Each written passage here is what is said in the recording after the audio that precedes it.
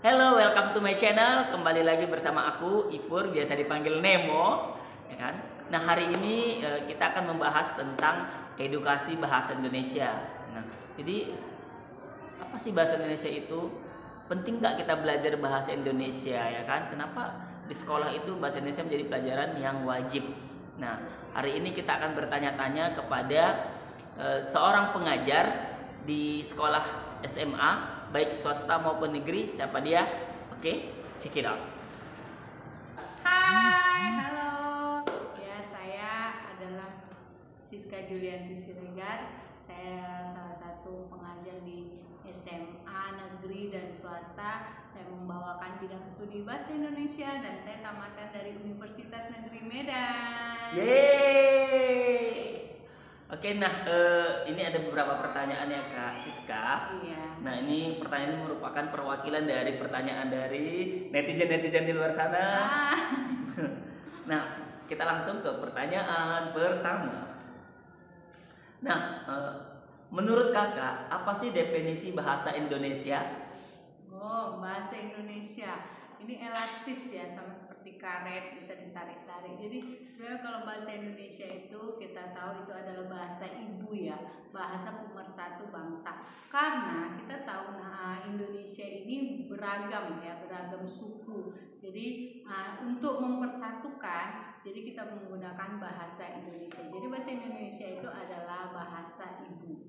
Oke, jadi udah jelas ya bahasa ibu. Nah, oke, yang kedua, menurut kakak, pentingkah pelajaran bahasa Indonesia ini masuk ke kurikulum pelajaran di sekolah?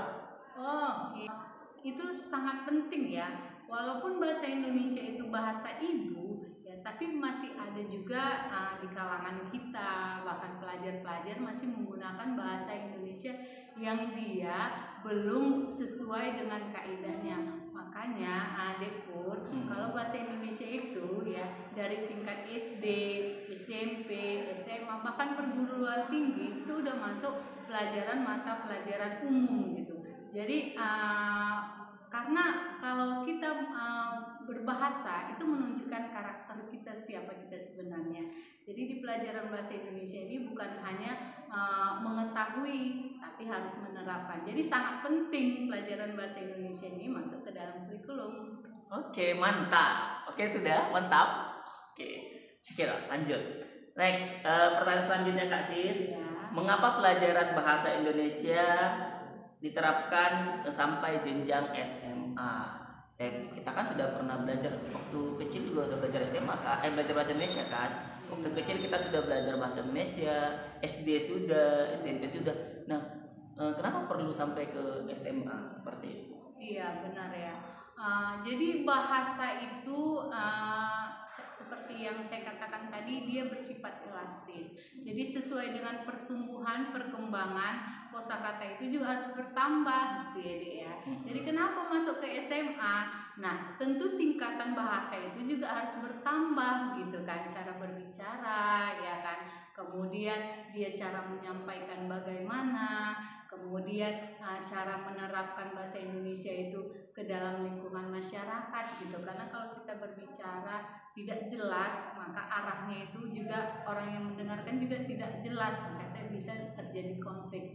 Jadi itu sangat penting untuk jenjang SMA. Jadi kan contoh ya, kalau SMA itu ya kan dia kan harus udah bahasanya udah sebenarnya banyak menggunakan bahasa-bahasa yang ilmiah gitu, bukan hanya bahasa sehari-hari gitu. Memang kalau bahasa Indonesia dia tanpa belajar bahasa Indonesia pun sebenarnya deh kita udah tahu bahasa itu, tapi kan beda ya, karena bahasa Indonesia ini kan terbagi atas dua. Dia bisa bahasa Indonesia secara baku, bisa bahasa Indonesia secara non baku. Yang penting bahasa itu sopan santun, karena non resmi pun ada juga yang penting sopan. Ada etikanya gitu ya. Ada etikanya. Oke, jadi intinya kalau kalian pakai bahasa baku atau non baku tetap gunakan etikanya ya, harus sopan ya kan. Nah, karena salah sedikit dalam menggunakan etika ya beda ya penyampaiannya, jadi orang takutnya tersinggung. Jadi penting banget tuh ya kita mengetahui bahasa ini ya Kak. Iya. Nah, oke. Kemudian Kak, ada pertanyaan lagi nih, kayak pertanyaan terakhir. karir apa yang bisa diambil dari jurusan bahasa Indonesia. Jadi kenapa kita harus kenapa kita harus belajar bahasa Indonesia? Tentunya ada karir ya kan, ada hal yang positif yang bisa dihasilkan oleh bahasa Indonesia ya kan Kak. Iya, sebenarnya bahasa Indonesia ini dari bakat dia ya. Jadi kalau kita berbakat sebenarnya banyak hal yang kita dapat gitu ya. Uang pun bisa kita dapat. Belajar Materi ya, iya, materi ya. pelajar pun deh kalau udah ada dia bakat menulis ya, dia tuangkan ke dalam koran tulisannya itu, dia bisa dapat uang pulsa juga. Jadi untuk bahkan di perguruan tinggi masih ada jurusan sastra ya, sastra Indonesia sama pendidikan bahasa Indonesia. Kalau dia pendidikannya dia masuk keguruan, kalau sastranya dia bisa penulis ya.